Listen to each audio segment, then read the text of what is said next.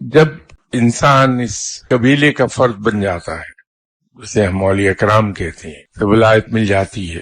میرے خیال میں ولی اللہ جتنا مجبور ہوتا ہے اتنا ایک عام آدمی مجبور نہیں ہوتا اس لیے کہ ولی اللہ پر تو قواعد و ضوابط بہت ہی شدت سے لاگو ہوتے ہیں۔ غلطیاں اور کوتاہیاں ہو جانا اور بات ہے۔ میں نام لیے بغیر ایک واقعہ 1987 کا آپ سے بیان کر دوں۔ ایک صاحب جن کو ولایت عطا ہو چکی تھی، وہ بادامی باغ بس سٹینڈ پہ، وہاں دکانیں بھی بہت سی تھیں اسپیئر پارٹس کی اور آٹو شاپس، تو وہاں ایک شاپ کیپر تھا لڑکا سہیل، بہت بنیادی طور پر شاید بہت نیک آدمی ہوگا۔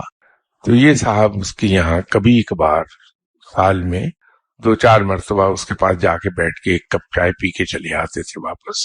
تو یہ وہاں بیٹھے ہوئے تھے، تو اس علاقے کا حاکم جو تھا، اتنی بڑی سفید داڑھی، بہت ہی خوبصورت ریشم مبارک اور سرخ و سفید رنگ، چمکتا دمکتا چہرہ، وہ آئے اور انہوں نے شاپ کیپر سے کہا کہ یہ صاحب آپ کے پاس کیسے بیٹھے ہیں؟ وہ لڑکے نے کہا کہ کیوں، ان کا آنا یہاں کیا منع ہے؟ وہ جو اس علاقے کے حاکم تھے انہوں نے کہا کہ نہیں، آنا تو منع نہیں ہے، لیکن تمہیں پتا ہے کہ یہ ہیں کون؟ تو شاپ کیپر نے پوچھا کہ کون ہیں یہ؟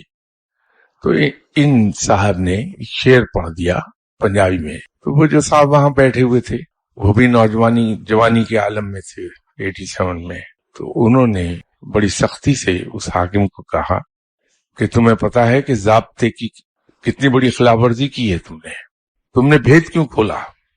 جاؤ، میں نے تمہیں ریموو کیا۔ تو کھڑے کھڑے وہ صاحب نہ صرف اسائنمنٹ سے فارغ کر دیے گئے بلکہ علم بھی سلب کر لیا گیا ان کا۔ کہ ولایت کی راہ میں ایک دستور یہ ہے کہ اگر کوئی بڑا ولی اللہ کسی علاقے میں جائے تو اس علاقے کا حاکم جو اس سے جونیئر ہے وہ آتا ہے، صرف جہاں وہ سینئر آدمی بیٹھا ہے اس کی طرف وہ چہرہ کرے گا، ایک لمحے کو کھڑا ہوگا اور چلا جائے گا، منہ سے نہیں بولے گا، تاکہ لوگوں پر باتیں کھل نہ جائیں کہ یہ کون ہے دونوں۔ تو انسان معزول ہوتا ہے یا علم سلب اس کا ہوتا ہے تو ایسی ضابطے کی خلاف ورزی پر ہوتا ہے۔